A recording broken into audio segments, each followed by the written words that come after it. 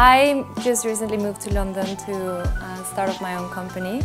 It's to do with yoga and fashion. I've merged the two things that I like the most. When I was in Mexico, my last job was working as a commercial manager of Fashion Week in Mexico City. And that was a great experience because it gave me a very good understanding of the commercial aspect of fashion and what designers need to do in order to be successful in such a competitive industry. I always had an entrepreneurial heart and I always wanted to start my own brand. The brand is called Zaya and it's a Native American name that means a woman who wins. I wanted a place to work from. I think being an entrepreneur, you can isolate yourself a little bit because you're working from a computer and you can stay at home if you don't make the effort to go somewhere and socialize. So for me, that was very important, especially coming to a new country where I didn't know anyone.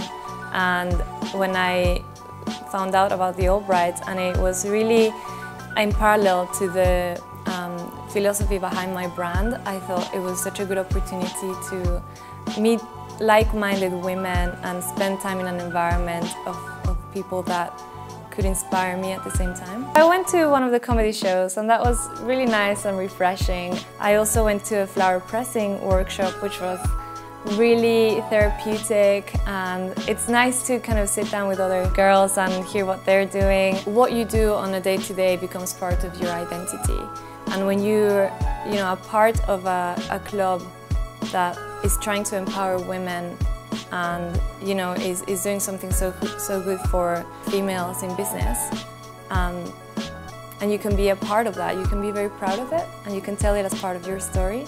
My biggest role models are in my family, so my mom and my grandma. They both have had very little growing up and they managed to succeed in their own ways. My grandma was a sole provider. She managed to give them an opportunity in life, and my mom's a businesswoman and she didn't have an education. And I think nowadays a lot of people think if you don't have a strong educational background, there's a very slim chance that you can start your own business or be successful, and I don't think that's true. I think if you're innovative, if you have a good idea and you can execute something, then you have a good chance. So they were two very good examples for me and I go back to them for advice all the time.